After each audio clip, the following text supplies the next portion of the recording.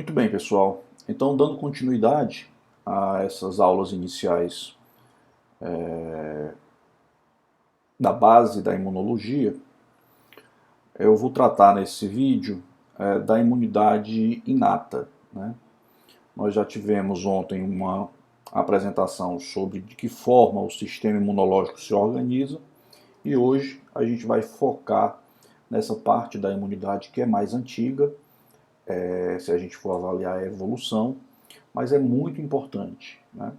Ao fundo dessa aula nós temos aí uma célula importante da imunidade inata, em vermelho, que é o macrófago, fagocitando aí um conjunto de bactérias. E a gente vai entender como é que isso ocorre, né? Como é que isso funciona de forma molecular, né?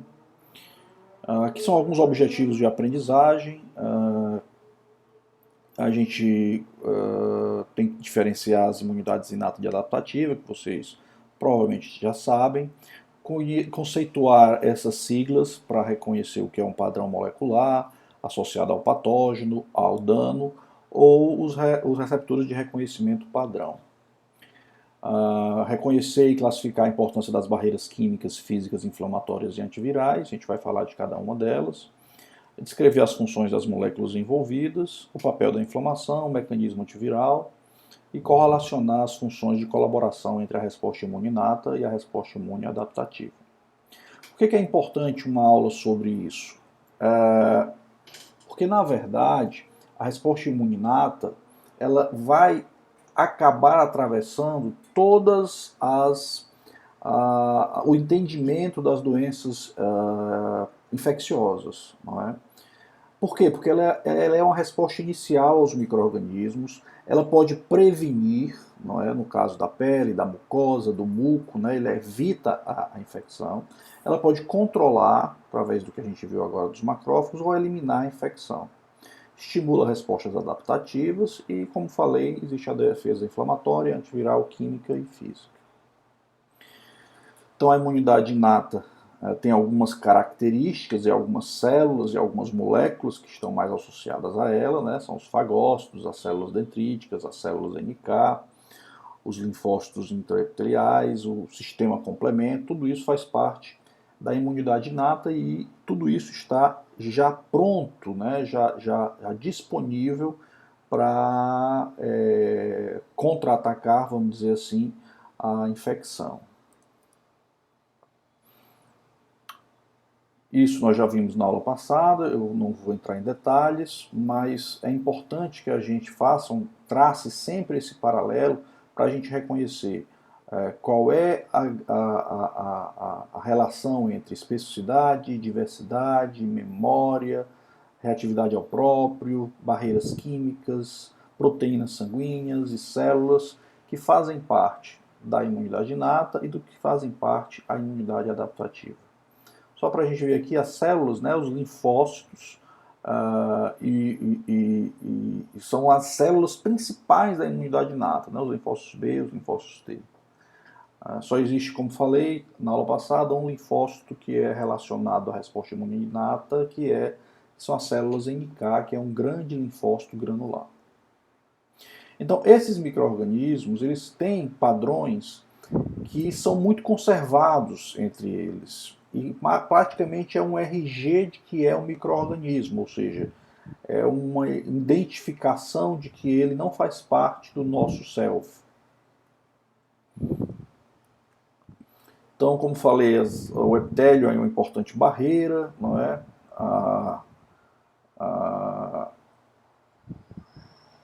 A especificidade, no caso da imunidade inata, são para estruturas compartilhadas dos micro-organismos, enquanto na adaptativa ela é muito mais específica, né? E os receptores, a gente vai ver cada um deles já já. Então, se a gente for imaginar aqui a evolução, né, a imunidade adaptativa ela é muito mais recente, né? A imunidade inata ela é muito mais antiga, né? A adaptativa está só numa porção pequena ali da distribuição dos animais, né? Do reino animal. Então, isso aqui, esse gráfico mostra na linha vermelha que se você não tiver imunidade inata, você não controla o início da infecção e o número de micro-organismos tende a proliferar de uma forma muito rápida, né? Se você tem problemas de imunodeficiência na resposta imune adaptativa, você até controla, é a linha verde, mas depois esse micro-organismo acaba começando a suplantar essa defesa. Quando você tem as duas respostas funcionando na linha amarela, você tem o controle inicial, veja como trabalham, né, coordenadamente, e depois a imunidade adaptativa acaba por reduzir efetivamente o número de micro-organismos viáveis. Então, os receptores de reconhecimento padrão são essas moléculas que estão presentes nas nossas células e são capazes de reconhecer esses micro-organismos, ou moléculas desses micro-organismos. Então, você tem nos micro-organismos os padrões moleculares associados aos patógenos e nas nossas células os receptores de reconhecimento padrão. É por conta disso que é disparado mecanismos, por exemplo, de fagocitose, né? Bom, existem várias moléculas, então você vê como é complexo o sistema imune. Nós estamos falando só de sistema imune inato, e nós temos, por exemplo, 9 tipos de Toll-like receptors, que são receptores na membrana plasmática das células dendríticas, dos fagócitos em geral, das células endoteliais, que servem exatamente para reconhecer várias estruturas microbianas, incluindo o LPS, e os peptidoglicanos, as bactérias gram-negativas e gram-positivas, assim como também ácidos nucleicos, né? Temos os receptores tipo NOD, que aí a gente viu num seminário da segunda-feira alguém falando do inflamassoma, né? E como esses NODs são importantes para formar o inflamassoma, né? Então ele também tem uma especificidade, peptidoglicano da parede celular bacteriana, mudanças na concentração citosólica do ATP, tudo isso são sinais para que esses receptores acabem por ser ativados. Temos receptores tipo RIG, que são importantes para determinar RNA viral, e aqui ele está presente então dentro do citosol das células, né? Os receptores tipo RIG são importantíssimos para identificar, no caso aqui, o SARS-CoV-2, que é um vírus de RNA, né? Então veja, nós já temos esses mecanismos, né, antes mesmo da resposta adaptativa chegar, de reconhecer grande parte dos micro-organismos. Então temos sensores de DNA, temos receptores de lectina tipo C, que reconhecem carboidratos característicos de micro-organismos. Temos os receptores scavenger, que são, no caso aqui, para lipídios, né, para lipídios característicos também dos micro-organismos. E cada um deles, veja, tem uma localização. Existem alguns Toll-like receptors que ficam lá na membrana, tem outros que ficam no endossoma e tem outros que ficam dentro do citosol, como eu falei. Os receptores tipo RIG, os sensores de DNA. Então você vê que nas nossas células existe, na verdade, um arsenal de moléculas, né? Então veja como a imunidade inata ela é também complexa. A gente tende a achar, às vezes, que a imunidade inata não é complexa, mas ela é muito complexa, apesar de parecer ser uma resposta inicial, né? Ela é uma resposta muito muito diversificada, né? Antigamente se falava erroneamente de que a imunidade inata era a resposta imune inespecífica. Ela não tem nada de inespecífica. A especificidade é menor, mas ela tem especificidade sim.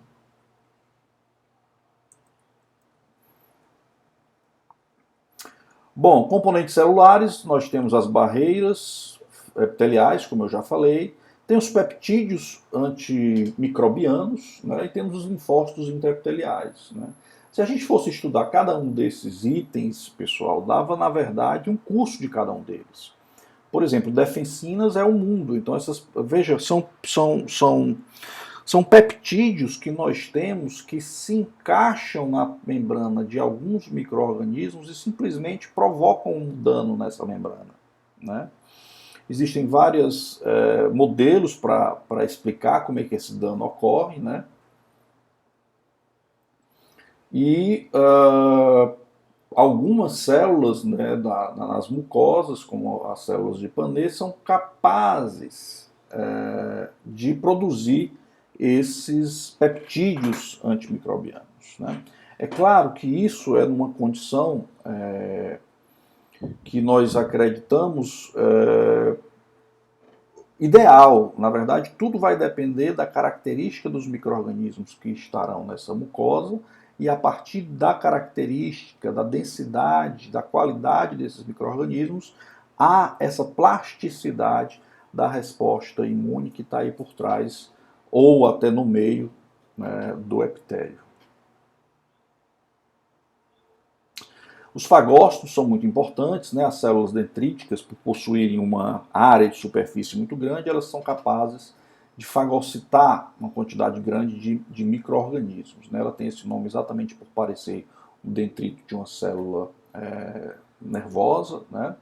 E ela também tem um papel de estimular os linfócitos TCD4 de uma forma colaborativa entre a imunidade inata e a imunidade adaptativa. As células NK também são muito importantes, por quê? Porque elas têm sensores que identificam o sofrimento de outras células, né? Então, se você tem uma célula infectada por vírus ou uma célula que está sofrendo um dano celular, a célula NK ela é capaz de identificar isso e eliminar essas células de forma seletiva, né? Os mastócitos também fazem parte, nós sempre consideramos os mastócitos como os vilões, né, das hipersensibilidades, das alergias. Na verdade, eles têm um papel importante nisso, mas são células residentes fundamentais na defesa de alguns micro-organismos. Por quê? Porque ao serem sensibilizadas, elas liberam uma quantidade enorme, como vocês podem ver aqui do lado direito, de mediadores da inflamação, e isso é fundamental para o fluxo de células para a defesa naquela região. Então, o mastócito também faz parte da imunidade inata. E aí cria-se novamente aquela estrutura em que você tem a cooperação de todas as células, né, da imunidade inata, seja aqui o mastócito, que está lá morando no tecido, o macrófago, o neutrófilo que está chegando, enfim. Então, como eu falei para vocês, antigamente, aí vocês estão vendo o vaso em vermelho e ao redor do vaso vocês estão vendo as células do sistema fagocítico mononuclear. Então, eles patrulham, vamos dizer assim, a rede do sistema circulatório, é uma forma de defesa permanente, né? Essas células ficam aí ao redor desses vasos de forma permanente. Existe uma parte também, então a gente já viu os receptores de reconhecimento padrão, a gente já viu os fagócitos, né? E agora a gente vai ver a forma de defesa solúvel, né? O que é um defensor solúvel? É uma molécula que é capaz de reconhecer um micro-organismo e tem uma região que se adapta ou para facilitar a fagocitose ou para estimular o complemento. Aqui nós temos uma setinha entre complemento e fagocitose, porque a partir da ativação do complemento, você libera uma fração chamada C3b, que ao se associar ao micro-organismo, também facilita a fagocitose. Eu não vou demorar no sistema complemento, mas são proteínas que estão disponíveis no soro e que se ativam de forma em cascata, né? Pode acontecer através do complemento, dos anticorpos pela via clássica, ou pode acontecer também através da via alternativa, como vocês estão vendo aqui, né? Com fatores B e fatores D, e também através de uma lectina chamada mannose binding lectin.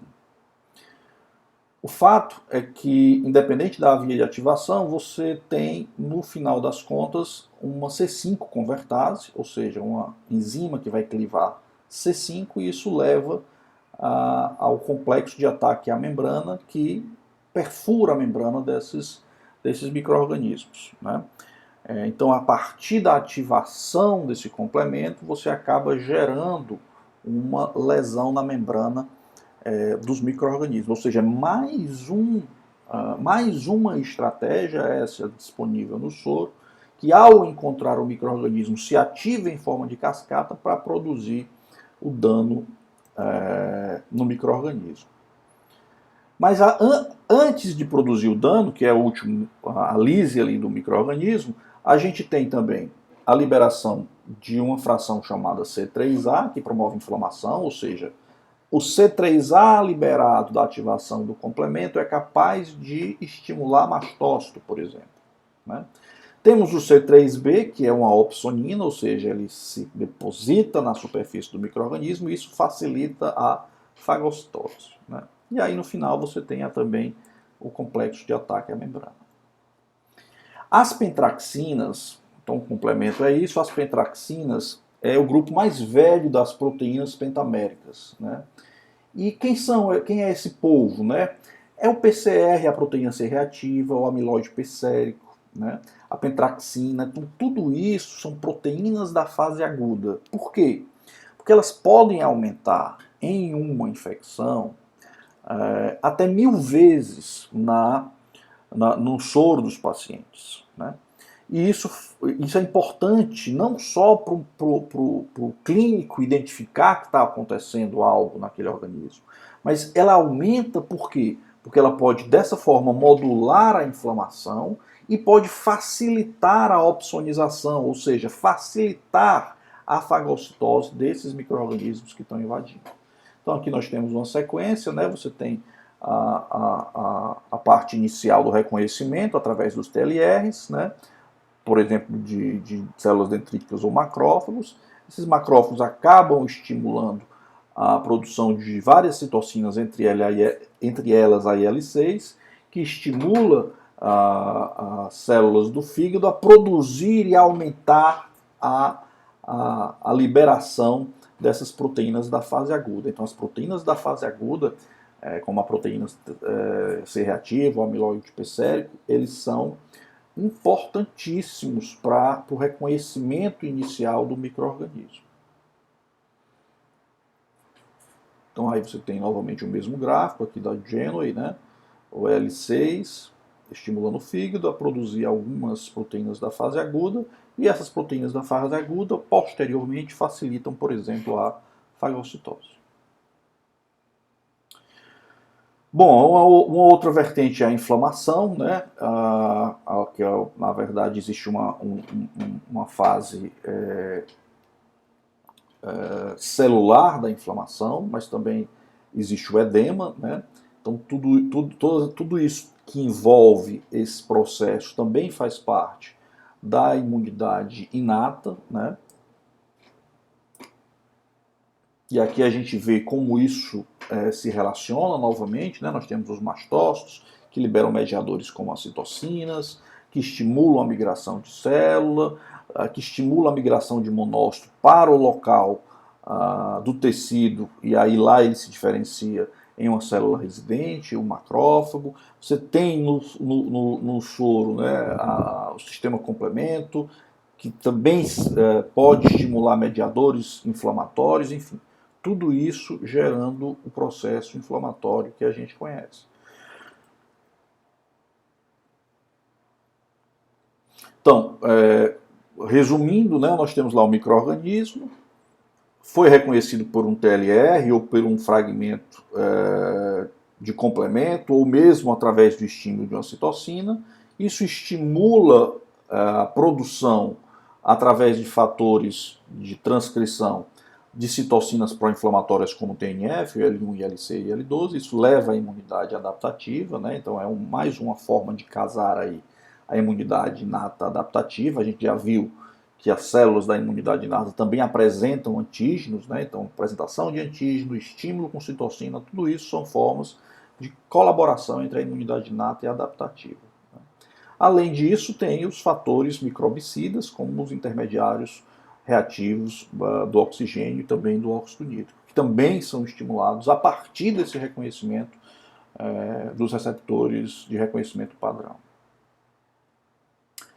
O fato é que a gente tem que reconhecer que a inflamação local faz com que chegue lá no local, a partir da liberação de citocinas, células, né, através de mediadores como o TNF, o L1, né, mas nós temos também efeitos protetores sistêmicos, né, como a febre, como as proteínas da fase aguda e também como para o estímulo da produção de outras células que estão maturando na medula óssea.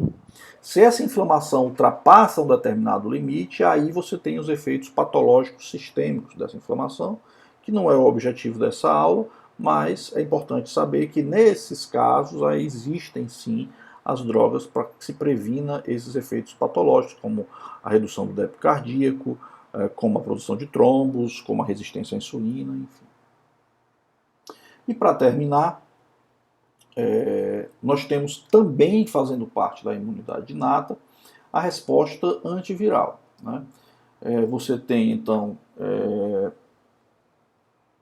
a partir da infecção de uma célula, o estímulo por conta daqueles receptores que estão no citosol, que eu falei lá no começo, né, os sensores de RNA e DNA, você tem o estímulo da produção de um tipo de interferon chamado interferon tipo 1, ou interferon alfa, ou interferon beta. Né? Nós temos o interferon gama, que aí está ligado lá à ativação do macrófago, mas aqui nós estamos falando do interferon do tipo 1, né? Que é interferon alfa e beta.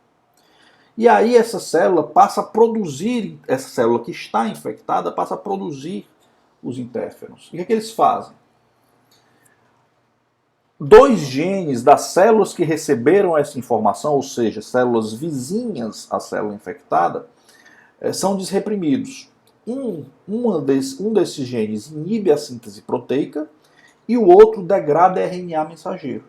Ora, se eu tenho uma célula infectada e ela manda essa informação através do interferon tipo 1 às células vizinhas para que inibam sua síntese proteica e degradem seu RNA mensageiro, eu estou criando ao redor dessa célula um cordão de isolamento que evita a propagação do vírus até que a resposta imune adaptativa chegue. Então veja como é complexa a imunidade inata, como são vários fatores que se relacionam para combater os micro-organismos. Nós já falamos aqui de uma variedade de receptores de reconhecimento padrão, de células, como os fagócitos, de sistema complemento, que está no sangue e se ativa lá para também produzir inflamação e eliminar esses micro-organismos, a própria inflamação, não é? E agora estamos falando aqui dos interferons. Né?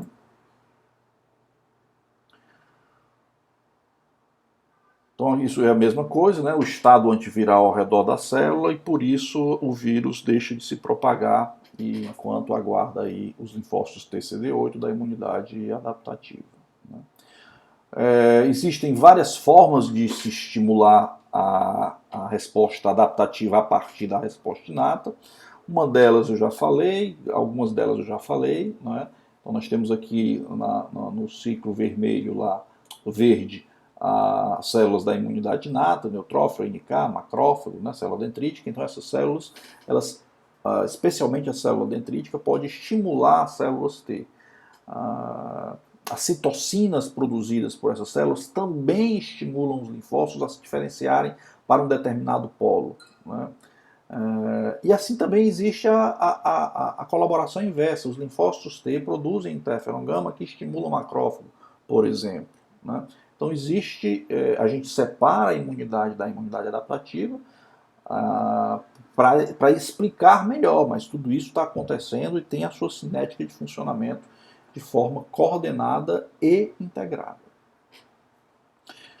Então era mais ou menos isso que eu tinha para falar para vocês, é o capítulo 5 da imunidade inata, então isso já dá o início, né, para a gente começar a compreender aqui de que forma o sistema imune funciona e quais são os estratagemas, as estratégias para responder a micro-organismos na fase inicial. Né?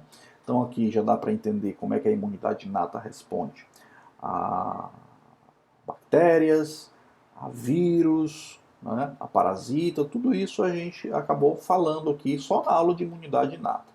Na semana que vem, quando vocês tiverem a aula do professor Ajax, ele associa a esses fatores da imunidade inata a imunidade adaptativa, com a produção de anticorpos ou com a resposta imune celular.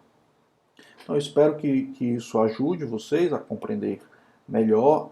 A aula, na verdade, são breves pinceladas realmente. É importante que vocês, ao fazer uma disciplina de imunopatologia, revisem esses conceitos, mas não só escutando aulas, e sim lendo, né? Então, essa aula, assim como a aula anterior, estão bem organizadas nesse livro, né, do Abas, a 8ª edição. Então, aqui vocês estariam já aptos a dar essa revisada no capítulo 1, no capítulo 2 e no capítulo 5.